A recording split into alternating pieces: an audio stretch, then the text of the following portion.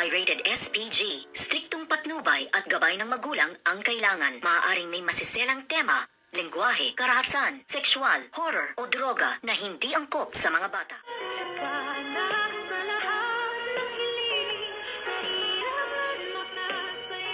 Good morning and welcome sa aking munting channel. Nakiramay nga ang mga nurse at ito ngang si Doc Enriquez sa pagkawala nga nitong si Madam Chantal, at dito ay nakita nila si Zoe at agad-agad nga itong niyakap itong si Doc Enriquez at sinabi nga niya na nakikiramay sila sa pagkawala ng kanyang lola, at ngayon nga unang nawala ay ang kanyang mami, na pagkakaalam nga nila ay wala na talaga itong si Moira, kung kaya't pumunta sila doon para makapagsimpatya sa nararamdamang pagdadalamhati nitong ang si Zoe. Ngunit dito naman ay talagang naging mabait din itong si Zoe at tinanggap nga niya ang kanilang pakikiramay dito nga sa pagkawala ng kanyang lola Chantal.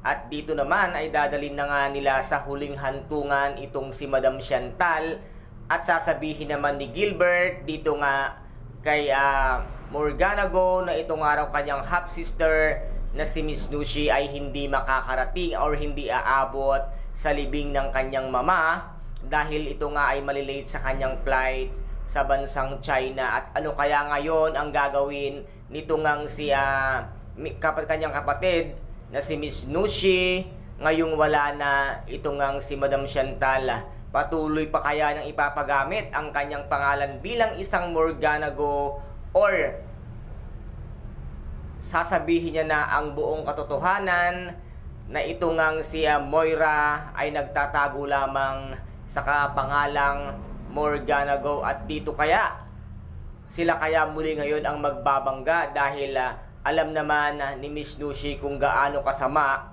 itong kanyang half-sister na si Moira. Ano kaya ngayon ang gagawin nito ngang si Miss Morgana Go ngayong wala na ang kanilang mama?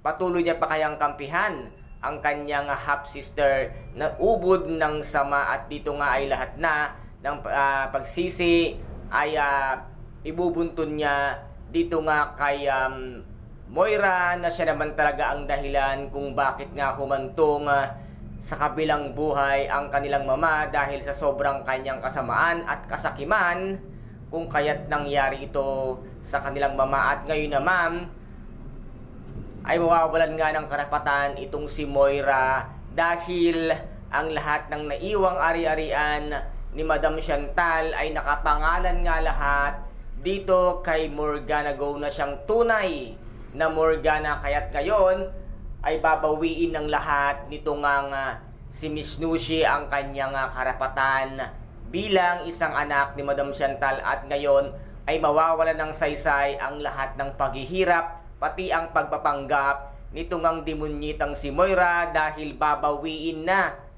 nito ngang si Miss Nushi ang kanyang tunay na pangalan at ibabalik niya na ang totoong Moira na kung saan nga ito nagmula, para mapahiya at malaman lahat ng buong tao sa loob nga ng Apex na buhay ang demonyitang si Moira. Kaya guys, ito po ang ating pakaabangan dito nga sa Abot Kamay na Pangarap, na kung saan ay napaka-intense at kapanapanabik ang bawat eksena. At kung nagustuhan po ninyo ang aking videos for today, paki-subscribe na lamang po ng aking channel, paki-like and share para maging update kayo sa lahat ng gagawin kong videos. Maraming salamat po. Ingat, God bless, and bye-bye!